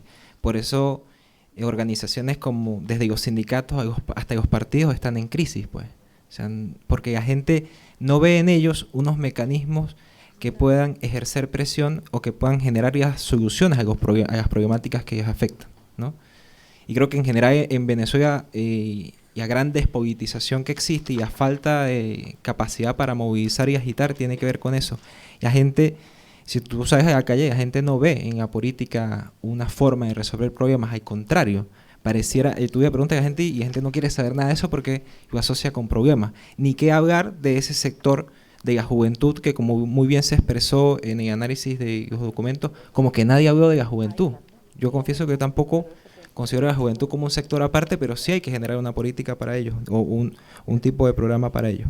Después de eso, yo no sé si se han dado cuenta, pero claro que hay un consenso, claro que hay acuerdos, pues. O sea, cada que yo veo a nuestro querido presidente obrero, protector de todo y conductor de Victoria, uno lo ve con los empresarios y muy cariñosamente. El presidente de Conindustria se lleva de mil maravillas con la vicepresidenta de la República, ¿no? Al punto de que ella felicita públicamente por haber superado esa tiranía de control de precios y haber erradicado el sistema de cambio anterior. Claro que hay un consenso, claro que hay un acuerdo. Y la diferencia es que de ese acuerdo la mayoría de nosotros somos excluidos. Y no digo la izquierda, sino el sector popular, incluso el sector comunal. La mayoría de los venezolanos estamos excluidos de ese acuerdo y por ende estamos excluidos de las decisiones de esos acuerdos.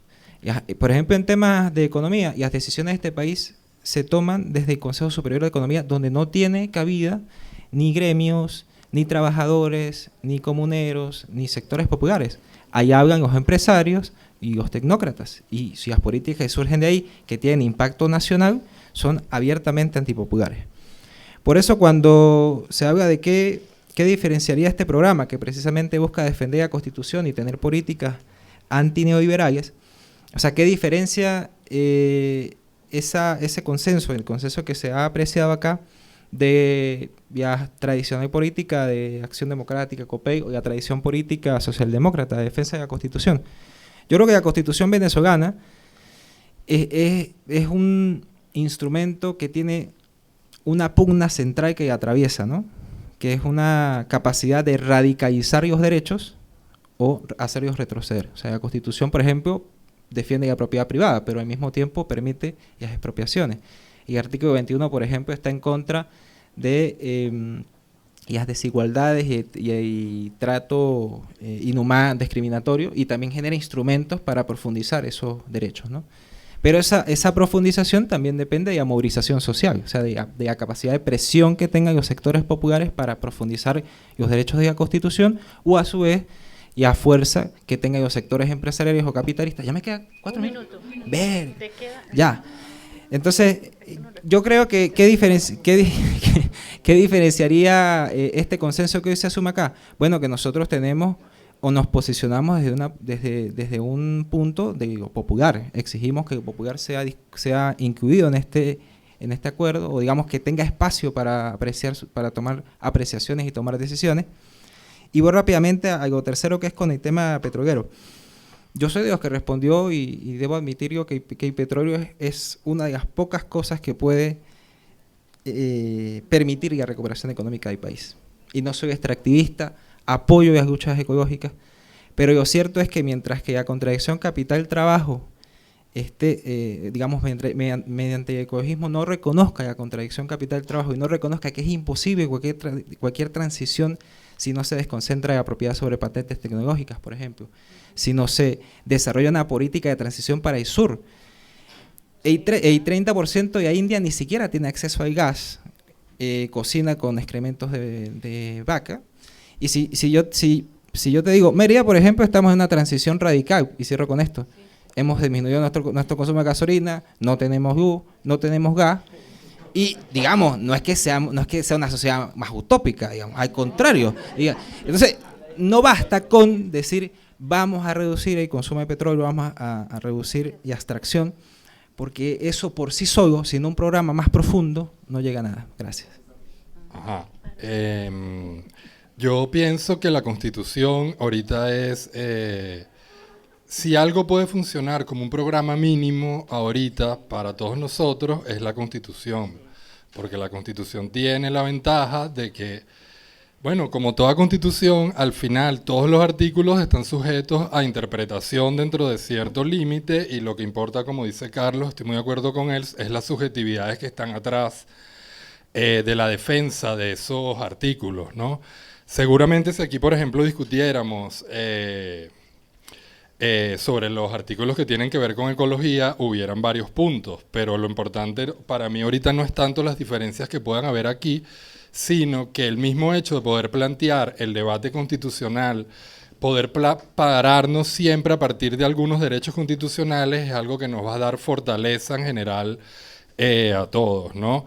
Después hay dos temas que yo quisiera mencionar que me parece bastante relevante, que creo están bastante usantes de los programas que nos propusimos, y uno es el tema de la tecnología, que aparece solamente como la idea de digitalizar el acceso a aquello, digitalizar el acceso a lo otro, lo cual puede estar bien, pero la digitalización no tiene que ser algo bueno.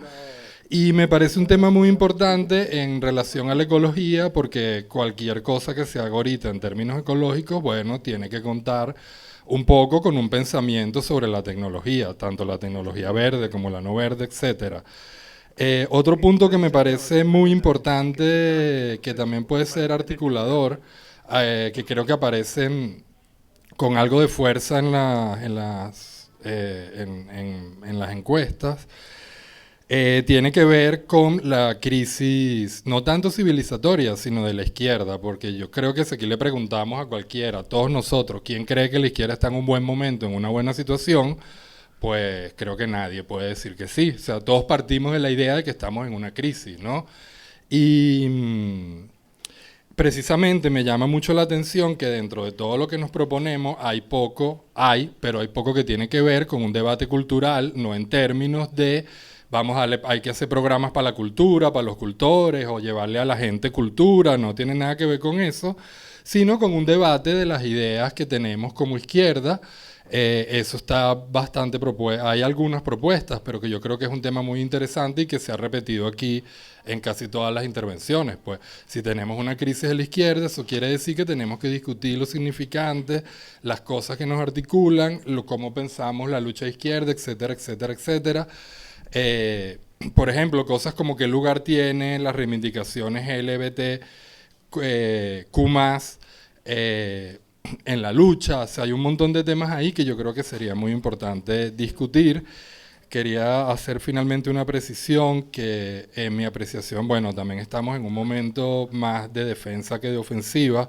Sin embargo, la máxima de Clausewitz, que decía que hay un privilegio de la defensa frente al ataque, tanto en la guerra actual, usando la metáfora, como en nuestra situación, pues es bastante relativo, porque, bueno, lo que puede pasar es que nos terminen sacando de todos los lugares de resistencia, y ahí no queda otra opción que la fuga, pues. Entonces, en cómo pensar el contraataque, o por lo menos en una defensa activa, desgastante, yo creo que ahí el tema constitucional es muy importante, porque a mí se me ocurre que un poco la Constitución es como esas canales y vías de comunicación subterránea que hacían los vietnamitas, y que transitando por esos canales quizás podamos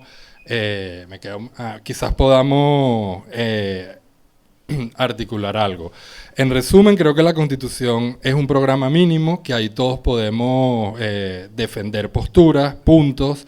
Creo que tanto la derecha como el gobierno quieren acabar con la Constitución. De hecho, hay poderes excepcionales, un montón de poderes excepcionales que acaban con la Constitución, y creo que eso también es un punto a valorar, pues la defensa de la Constitución es algo entendible.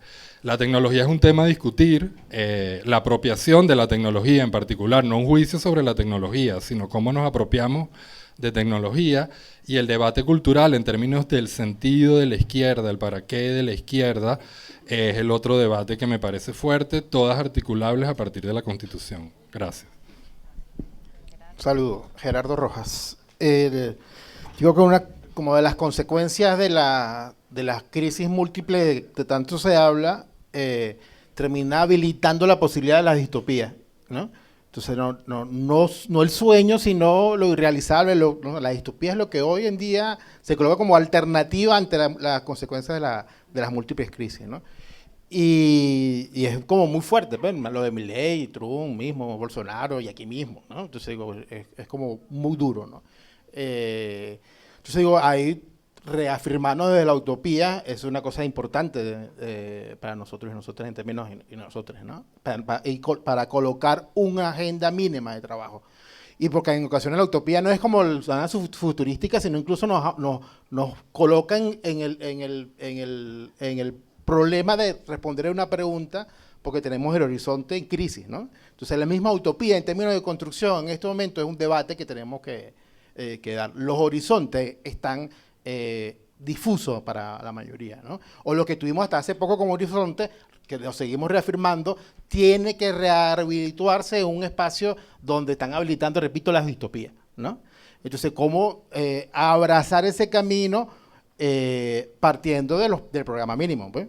Que no es tan mínimo si es la Constitución, asumiendo que esa Constitución, cónchale, dio una respuesta importante a acciones que están bastante parecidas a las condiciones que hoy en día tenemos, ¿no? Pero una cosa que yo creo que es importante, además de la reconstrucción del horizonte, de los espacios de articulación, de la lucha popular, es no centrarse mucho en la autorreferencialidad de la izquierda, ¿no? Que es una cosa que yo he compartido con Antonio y con más de uno que están aquí en el espacio, ¿no? Porque es como que estamos disputando el 5% histórico, ¿me explico? Y hay como un abandono del espacio de la construcción de hegemonía. Estamos tan como que la distopía está aquí, que el plan mínimo incluso es muy de pinga si tenemos 3 diputados, ¿no? Y está bien como objetivo, yo lo comparto como objetivo. Pero si ese es el objetivo, estamos quebradísimos en términos de posibilidades de soñar la utopía posible en términos de referencia y en términos de acción política, ¿no? Y además una utopía que nos tienes que obligar en términos de discusión hegemónica y no autorreferencial en construirla en clave popular. Porque yo me alegro mucho de estar en este espacio, pero aquí no vamos a resolver absolutamente nada. ¿Me explico? Sino un espacio que sume, sino un espacio que dispute, sino un espacio que dé respuesta al problema de electricidad tal, que no es solamente Mérida, que es del país, salvo en algunos sectores de Caracas, que eso es excepcionalidad. Creo que es una cosa que tenemos que dar respuesta, ¿no? Y el plan mínimo nos habilita también o nos reafirma en términos de la disputa política, porque en este momento hasta eso es un problema. Entonces, nosotros sin ningún problema cerrábamos la calle. Nosotros en Barquisimeto tomamos hidrolara más de una vez, ¿no? Cuando Henry Falcón era gobernador, cuando todavía incluso estaba en el gobierno, ¿no? Y eso ahorita es un problema. Entonces, es un problema en términos de disputa política, ¿no? Pero también corremos el riesgo, porque lo que tenemos muy claro es que estamos en crisis. Eso está como clarísimo. Es consenso. Pero yo también recuerdo, como en el inicio del gobierno, nosotros nos colocamos a veces los lentes de la resistencia y perdemos a veces oportunidades políticas de avanzar más allá de la lógica de resistencia, con todo el que estemos en crisis. ¿Me explico? No sé, a mí se me ocurre pensando en esto, en términos, después María Corina, después de la interna, el discurso corrió hacia el centro, por decirlo de una forma, ¿no? Y está comedida, o sea que la vocera de la extrema derecha en el país está tirando un discurso de centro, por decirlo de una forma, ¿no? Y hay un mundo o una cancha para construcción desde la izquierda en términos discursivos ante eso, y hay una ausencia total, ¿no? Eso creo que es una cosa que tenemos que ver. Milei también hizo lo mismo luego en la interna, pero el nivel de radicalidad de la extrema en términos públicos en Venezuela, que puede ser medio loco, no es la que se esperaría según la lógica de los jodidos que estábamos, la resistencia, lo hecho verga y todo lo demás, ¿no? Entonces digo, repito, ahí es importante, creo, asumiendo que estamos en resistencia, según la realidad, porque es obvia, pero no perder la posibilidad de iniciativas políticas que puedan romper, que puedan ganar por encima de ese espacio. Eso implica para mí, y creo que es importante lo del programa. Yo abrí 20.000 veces la cosa para llenarla y empecé, y le digo que, bueno, además que no me siento capacitado y todo, para mí creo que el tema principal de no responder es que yo digo, esta pregunta no la puedo responder individualmente. ¿Me explico? Entonces no puedo. Entonces, por mi tradición política, por decirlo de una forma, no son preguntas para responder individualmente. Y en este momento hay un nivel de movilización que nos obliga a juntarnos para responder esas preguntas, ¿no? Y con eso termino. Muchas gracias. Sí, buenos días. Mira, quisiera comenzar primero felicitando el espacio, obviamente, porque hay pocos espacios actualmente en el país que estén debatiendo y discutiendo ideas, que es un tema que ya se ha planteado aquí varias veces. Como tengo muy poco tiempo, andamos en el tiempo mediático, voy a lanzar pildoritas rápidamente. Primero, yo creo que ya no tiene mucho sentido plantearle a la gente, a la audiencia, el lugar desde la izquierda. Creo que, y voy a justificar por qué, creo que a la gente le llega más el discurso sobre la justicia social que hablar desde la izquierda. Y voy a tratar de justificar esto. Yo creo que un programa popular en este momento en el país tiene que recuperar 4 ideas fuerzas fundamentales. Primero, la idea de independencia nacional, la idea de justicia social, justicia de género y otras justicias vinculadas, la idea de democracia participativa y finalmente la defensa de los derechos de la naturaleza. E internacionalizar estas 4 tesis. Creo que eso es el elemento clave para unificar esfuerzos de diferentes movimientos, organizaciones, grupos, individualidades, alrededor de un programa mínimo con estos 4 ejes fundamentales de ideas fuerza. Y tácitamente, obviamente estamos hablando desde la izquierda, pero la izquierda, ¿qué es la izquierda? La izquierda es una escala de valores. La idea, y la izquierda en primer lugar es una estructura, no vamos a decir estructura porque ya esa palabra es pavosa, pero vamos a decir una configuración de afectos, de sentimientos. Hay unos sentimientos de izquierda que hay que volver a reactivar en la esfera pública venezolana, que se han perdido para disputar la comunicación política contemporánea que se hace con base a emociones. Si la emoción de la justicia social no está en la escena, entonces la emoción de la libertad y la crítica, los zurdos de mierda, va a estar en la escena. Entonces tenemos que poner los afectos de izquierda en primer lugar como elemento, los afectos, digo, de justicia social, para no contradecirme. En segundo lugar, hay una dimensión que yo llamo una suerte de configuración ético-mítica o moral, ética, que se ha perdido muchísimo, que tiene que ver con el tema de la corrupción en la política venezolana, que es un viejo tema, pero que también, si queremos unificar un programa mínimo, tiene que haber gente honesta, no puede ser gente corrupta, o gente que se haya deslastrado de la corrupción, por lo menos pedirles que hagan acto de constricción mínimamente, porque obviamente aquí nadie es puro, que alguien tire la primera piedra, pero la corrupción es un tema fuerte y lamentablemente hemos olvidado que la historia, aquí le voy a tirar una piedra a Jesús, del duelo, la historia del duelo es mucho más larga. En tercer lugar, hay una configuración de ideas, conceptos, categorías que la gente trabaja con representaciones, no trabaja con conceptos y categorías. Eso es en el mundo intelectual, que trabajamos con conceptos y categorías, con ideas. Pero la gente trabaja fundamentalmente casi con mandatos e instrucciones para la acción. Y ese es el estímulo de la comunicación política contemporánea, decirle a la gente lo que tiene que hacer de manera directa o indirecta a través de unos nuevos espacios o ecosistemas mediáticos como son las redes digitales, etcétera, etcétera. Y el último aspecto es una configuración conductual. Bueno, la gente tiene que tener una conducta coherente con lo que dice proclamar. Si nosotros no evaluamos la política por la conducta y los resultados por el hacer efectivo, estamos mal, porque nos pueden engañar como nos han engañado siempre en la historia, que vienen unos flautistas de Hamelin, nos tocan una melodía y van los ratones y raticas detrás de él y después se ahogan en un río, que es lo que puede pasar también en el 2024. Ya se acabó ahora. Bueno, entonces yo creo eso, yo creo que para dejar el mensaje, creo que Giordani tiene razón cuando aquí los amigos organizadores dijeron largo plazo 2024, se revelaron una cuestión étnico-cultural venezolana de cómo vaya viniendo, vamos viendo, pues. Y tenemos que salir de esa cultura, pues ese no es el largo plazo nunca, profesor, usted nos dio clase a nosotros. Ese es el episodio de la vida. Ni siquiera es la situación ni la coyuntura, es un episodio lo que vamos a vivir. Maduro para mí se está estabilizando. De cara al año 2024 podemos hacer un análisis de coyuntura, pero eso tenemos que pedirle permiso y tiempo a los organizadores. Juan Díaz Prince vino por acá. Yo espero que aquí no haya nadie del grupo de Boston para cerrar. ¿Hay gente del grupo de Boston aquí? No, bueno. ¿Y tú firmaste? No, tú tampoco. Bueno.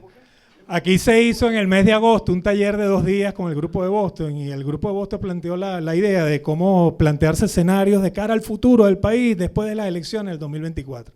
Y mucha gente allí dijo, bueno, ¿y cómo es posible que sea después del 2024? ¿Qué están pensando esto? ¿Por qué no antes? Porque falta todavía un año.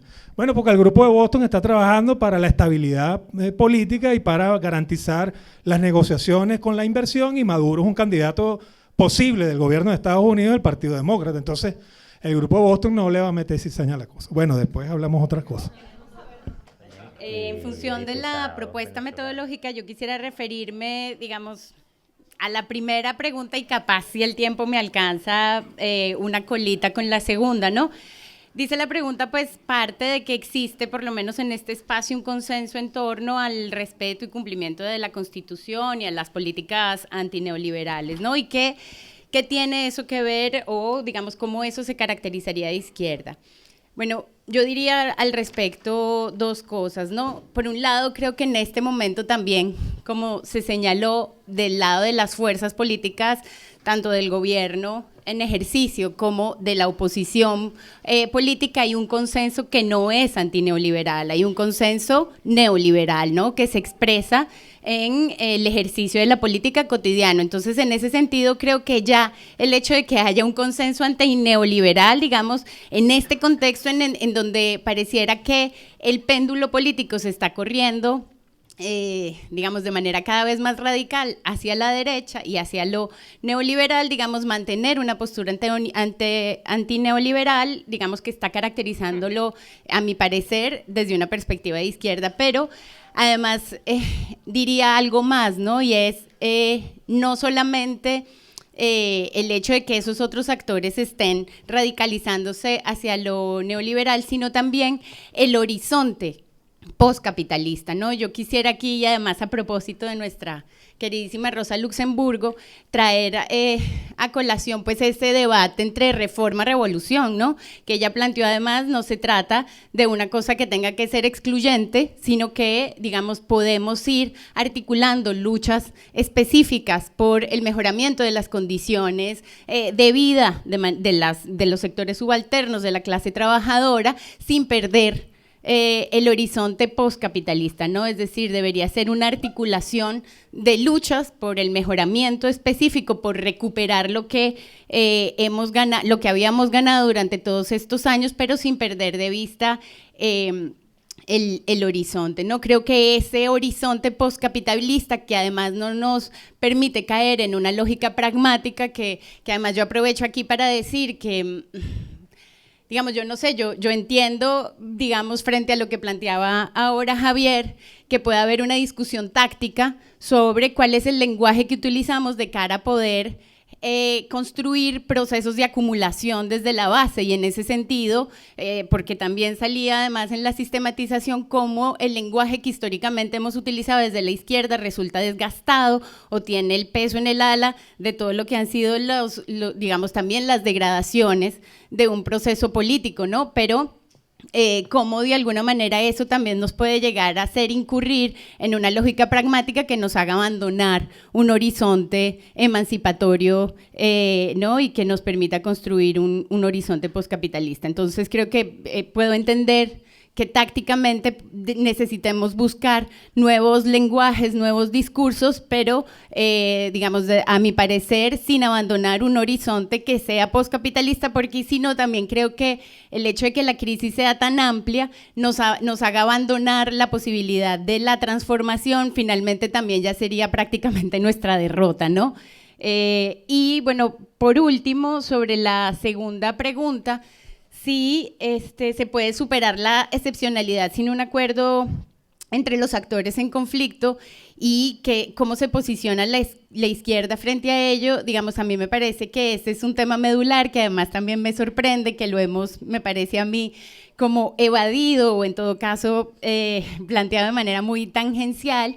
Y digamos, si bien es cierto, pues lo que puede ser que estemos sintiendo algunos de nosotros o algunas de nosotras sea que es un nuevo pacto de punto fijo, también pienso en qué medida el hecho de que ese pacto se dé, en el que por supuesto se trata de una consolidación de un proyecto político adverso a unas fuerzas transformadoras, puede posibilitar unas reglas de juego que le abran perdón por la redundancia, que le abran horizonte a la izquierda, ¿no? Y a la posibilidad de seguir teniendo una agenda, porque lo que vemos ahorita es una estructura de gobierno, digamos, que se niega a entregar el poder y que, digamos, abusa de toda la estructura de la institucionalidad pública para garantizarlo, en tanto sabe que el futuro que le espera en caso de perder el poder es una aniquilación, entonces nadie se va a aniquilar, ¿no? Así que, aun cuando me parece que es un nuevo pacto de punto fijo, encuentro en ese nuevo pacto de punto fijo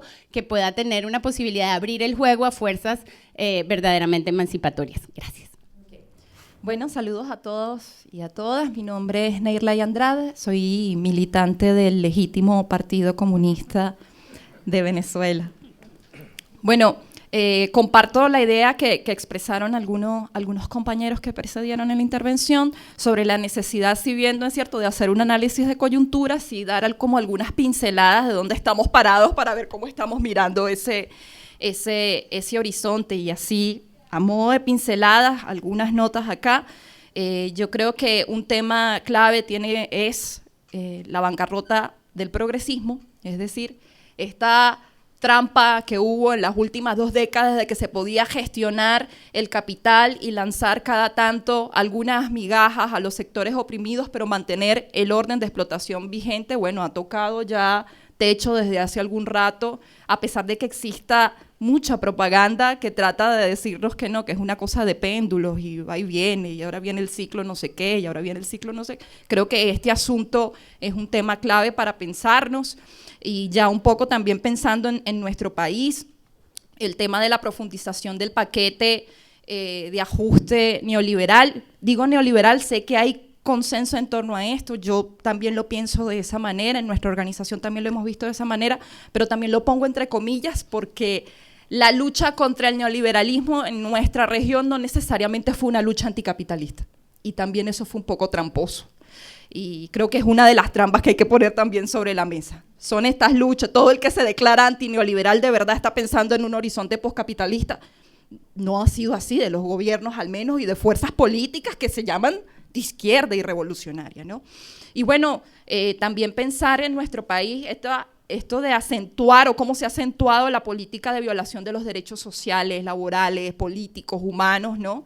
Y la descomposición ética no solamente de la cúpula que gobierna, sino este sector hegemónico que le disputa el poder. Mencionábamos lo de los 23.000 millones de dólares, pero también está el intento de rematar los activos de Venezuela en el extranjero, ¿no? Entonces, hay una clara descomposición de estas élites o de estos polos hegemónicos, bueno, que están en disputa por el poder, y esto ha llevado a la activación de formas de resistencia limitadas, incipientes, quizás a algunos no nos guste la palabra, bueno, de sectores de trabajadores, inicialmente los pensionados, los jubilados, los maestros, trabajadores del sector de la salud, después trabajadores de las industrias básicas, bueno, que han iniciado procesos de movilización durante el último par de años, con sus limitaciones, por supuesto, y bueno, la respuesta del gobierno, de la cúpula dirigente, gobernante a esto, que ha sido autoritarismo, restricción de libertades democráticas, abuso de poder, ausencia de autonomía, independencia de los poderes públicos. O sea, estoy hablando no solo del asalto judicial contra mi organización, estoy hablando de las detenciones de los trabajadores, el modus operandi, te agarran en una medianoche, te secuestran, te desaparecen 3 días y apareces un lunes en un tribunal contra terrorismo.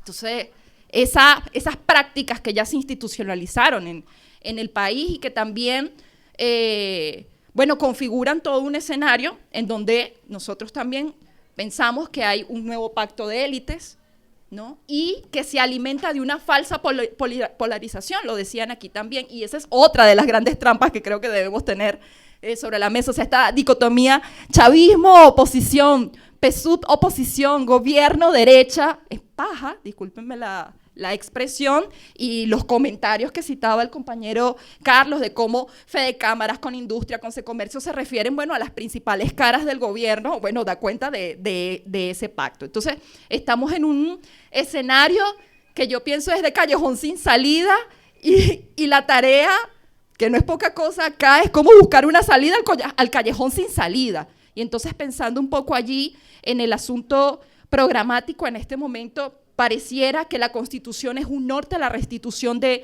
derechos establecidos en la Constitución y que el reagrupamiento de fuerzas pareciera también como un objetivo para este periodo 2024-2030, porque bien sea que se mantenga la cúpula del PSUV en el gobierno, que se ha desplazado por estos otros sectores económicos, pues allí no va a haber una salida real en favor de las mayorías. Y persuadir de esto a las mayorías y persuadirnos de esto a nosotros, pues creo que es la tarea inmediata de estos años, ¿no? La construcción de una alternativa política a este pacto de élites, pues que refleje estas luchas incipientes y limitadas que se están dando en el territorio y en los sectores. Y bueno, ya para hablar un poco de eso lo podemos ver en el punto 2. Gracias.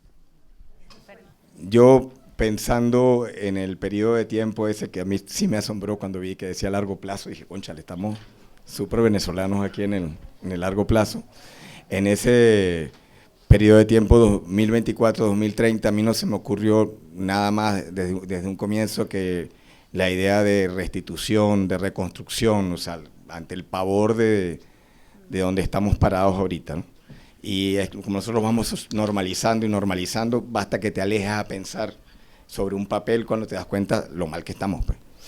Y yo, bueno, voy a hacer puntualmente algunas acotaciones que ya se han dicho aquí, la mayoría, pero que sí me gustaría precisar. Una es que para mí sí estamos en un periodo defensivo, que creo que tenemos que funcionar agrupando fuerzas y que a veces hacer mucho hincapié en, digamos, en la utopía. Utopía es lo que nos puede separar y en cambio sobre un escenario 2024-2030 podemos hacer muchas alianzas. Si nos ponemos a ver, porque hay compañeros que dicen que lo que sigue es simplemente eliminar la banca, digamos, concentrar no sé, las importaciones y que todas las empresas del Estado pasan manos obreras, y entonces, claro, hay otros compañeros que no. Si nos ponemos a discutir eso, no vamos a llegar muy lejos. Pero sí me parece que en base no solo a la defensa de la Constitución, sino en base a planes específicos sobre las áreas neurálgicas que están afectando a la población, me parece que desde ahí es lo que se ha podido hacer en los últimos años, y hacerlo en forma orientada entre todos puede llevar a que logremos levantar movilización. Y me refiero a, por ejemplo, el tema educativo. Hemos hablado muy poco del tema educativo, de la falta de inversión, del hecho de que los niños no van a clase, chamo, o sea, van 2 días, 1 día a clase. Coño, hay números sobre eso, no lo hablamos. No lo hablamos nosotros, no estamos hablando del nivel de crisis que hay ahí, o sea, que es brutal. Bueno, ¿cuál es la respuesta de la izquierda ante eso? Porque pasa por abajo. O sea, se pasa por abajo y los chamos no están yendo a clase. ¿Qué pasa? ¿Qué pasa en el largo plazo si los chamos no van a clase? ¿No? El salones completos que tienen un profesor de 12 materias, con una capacidad del gobierno de decidir suspender clases 2 semanas porque los chamos van a ir a un simulacro electoral para el Esequibo. Entonces, en los liceos no va a haber clase 2 semanas. Así, guas. Bueno, sobre ese tema, sobre el tema de salud, que todos lo sabemos, pero no hay ni un buen diagnóstico desde la izquierda, ni planes de la izquierda, ni capacidad de poner eso en el debate público. No está en el debate público ni sobre educación, ni sobre salud. El tema del salario se ha discutido mucho, hay algunos intentos aquí mismo en este espacio de levantar sobre ese tema, pero no, tampoco es una discusión que se haya vuelto realmente pública y donde haya propuestas desde bases de izquierda amplias respecto al tema del salario. Sobre el empleo, ay coño, no puedo. Sí. No llego. Sobre el tema de los derechos políticos, o sea, hay 6 o 7 temas que se pueden trabajar bien con planes de movilización y haciendo un esfuerzo de frente amplio que, cónchale, que nos permitan revitalizar y removilizar. No veo muchas más posibilidades para los próximos 6 años, digamos, si lo ponemos tan corto, que reagrupar fuerza y establecer, lograr estar en otras condiciones desde un planteamiento defensivo. Yo entiendo la preocupación de Marta Lía y la preocupación de Gerardo, o sea, de que si no ponemos la utopía, entonces nos podemos perder, y que así como están entrando los planteamientos distópicos, tú no puedes dejar ese marco libre sin poner una utopía en juego. Estoy totalmente de acuerdo. Pero dentro de las preocupaciones del hombre de a pie y de la mujer de a pie, en este momento es que nosotros nos tenemos que afincar. ¿Cuáles son los problemas de todo el mundo todos los días? ¿Y cuál es la propuesta distinta que le hace la izquierda al país? Creo que también hay que hacer otro evento sobre el famoso socialismo de mercado, que ahora pareciera que es la bandera de la cava y ese sector del madurismo. O sea, que el término socialismo ya es el socialismo de mercado de China. O sea, de alguna manera hubo un cambio de código. Y eso afecta incluso al lenguaje. Entonces, incluso si salimos de aquí, bueno, vamos a luchar por el socialismo. Bueno, el socialismo de mercado, que ese es el que hay, pues. O sea, porque el otro ya no hay. No hay. Quería reiterar que hay que marchar sin complejos a un frente democrático, pues, por la defensa de los derechos democráticos, y me ascribo al esquema que suscribió Javier y a las observaciones de los compañeros, porque si hay un consenso, pareciera que hay un consenso de que estamos en una situación defensiva, hay que agrupar fuerzas y hay que defender los derechos democráticos.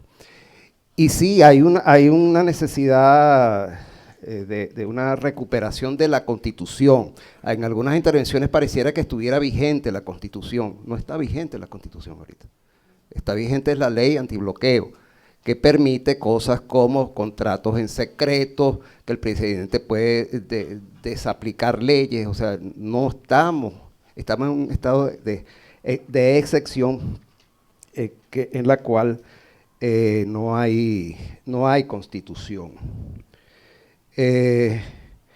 Pienso que el respaldo al compañero allá, de hacer propuestas concretas en esos temas importantes, educación, salud, salario. O sea, esa trinidad es importante.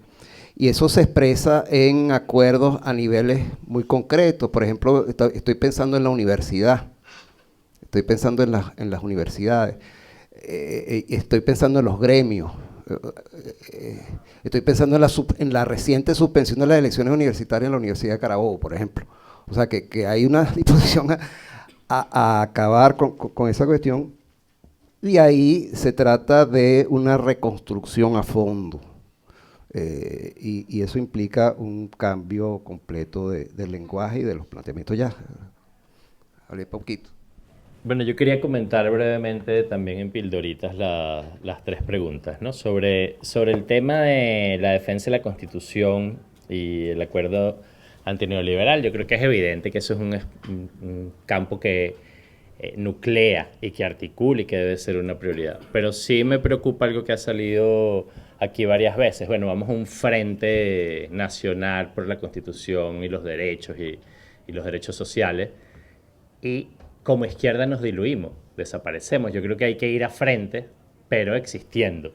Es decir, hay que tener otros objetivos que trascienden estos, que son fundamentales y que probablemente sean los más importantes que definen la próxima década, pero tenemos que tener otras líneas de objetivos estratégicos que incorporen construcción del futuro en el presente, es decir, acumulación, construcción de relaciones sociales alternativas en el presente, en los territorios, en la lógica de la comuna o en el campo de la producción, ¿no? Esas experimentaciones implican que podemos ir a un espacio de articulación con otros por la defensa de la Constitución y de los derechos sociales, pero no son nuestros únicos objetivos, tenemos otros objetivos y tenemos otra identidad que nos articula para que cuando nos vayamos a este espacio amplio no simplemente es que sumamos, sino que el riesgo, creo yo, es a diluirse y desaparecer. Los otros actores que van a esos espacios amplios no se están desapareciendo, ¿no? En esos otros espacios hay gente que tiene objetivos estratégicos y tiene un más allá. Entonces la izquierda, yo creo que a veces en la discusión existencial estamos débiles, estamos en crisis, ¿qué somos? Pero la derecha tiene menos discusión existencial, en todo caso controlan el Estado, controlan los aparatos económicos, ¿no? Yo creo que nuestra discusión existencial debe tener un límite. Hay unas coordenadas en las que no desaparecemos y creo que hay que reivindicarlas ahí. Luego, sobre el tema de la excepcionalidad y el acuerdo, yo creo que debe haber acuerdos en distintos niveles y uno de esos debe ser pacto de élite, porque finalmente lo que se trata es que hay una élite en el poder que, como decía Marta Lía, no va a ir a la guillotina feliz para que le corten la cabeza. Nadie va a decir, bueno, está bien, sé que no tengo las mayorías, podría retener el poder por vía ilegal, pero voy a ir, pero lo que tú me ofreces es la recompensa que están pidiendo en Estados Unidos por mi cabeza y un no futuro. Entonces, ahí tiene que haber una dimensión del acuerdo que sea pacto de élites. Es decir, mira, aquí va a haber unos presos, pero no te va a meter preso a ti, ni a los narcosobrinos, ni no sé qué. Metemos preso a Juan Barreto para abajo. De Juan Barreto para arriba no metemos preso a nadie. Por ejemplo, para poner no es que le esté deseando cárcel al gordo, sino por poner un ejemplo. Eso tiene que ser parte del acuerdo, pero tiene que haber otras dimensiones del acuerdo, más estratégicas, y además yo creo que como país y como izquierda nosotros deberíamos tener algo que decir sobre eso. Debe haber un acuerdo mínimo sobre la Constitución del 99, que es una constitución socialdemócrata, si queremos ponerle un nombre. Es una constitución que implica garantía de derechos sociales y que implica la propiedad pública, los recursos estratégicos de la nación. Eso debería ser un acuerdo, y nosotros como izquierda, o las distintas izquierdas, creo que deberíamos plantear eso, y también con los empresarios y con la derecha. Es decir, aquí vamos a competir políticamente y si nosotros ganamos, vamos a respetar eso, pero vamos a construir poder popular y en algún momento vamos a querer algo más. Y si ustedes ganan, no van a vendernos PDVSA ni van a vulnerar de manera radical derechos sociales. Eso puede ser una propuesta en un nivel de acuerdo. Lo que no me siento cómodo es en la lógica solo de denuncia de, bueno, hay un nuevo pacto de punto fijo, hay un pacto de élite, ¿no? Y lo están negociando con la burguesía. Me parece que es insuficiente para la izquierda. Yo creo que la izquierda debe denunciar que efectivamente hay un pacto de élite, una negociación con la burguesía, pero debería tener un algo más que decir sobre el tema del acuerdo, porque está claro que si no hay acuerdo no superamos la excepcionalidad. Y finalmente, sobre el tema del petróleo y la dimensión ecológica, a mí me da un poco de culpa cuando pienso, bueno, pues que necesitamos explotar petróleo ahorita porque estamos tan mal que si nos remolcamos no tenemos nada de qué agarrarnos, ¿no? Como la culpa de saber que hay algo que se revierte. Pero yo creo que eso se resuelve con la lógica de planificación de más largo plazo, ¿no? O sea, la izquierda debería incorporar en su horizonte la transición energética, la dimensión ecológica, que no implica que ahorita no va a explotar petróleo. Ahorita tiene que explotar petróleo. El problema es qué haces con que una parte de esos recursos los puedas utilizar en la transición, que una parte de esos recursos los puedas utilizar en pensarte el no explotar petróleo. Esa es una historia, digamos, esa discusión evidentemente es mucho más compleja. Tenemos muchos años diciendo cosas por el estilo y haciendo muy poco, pero creo que la cosa va por ahí.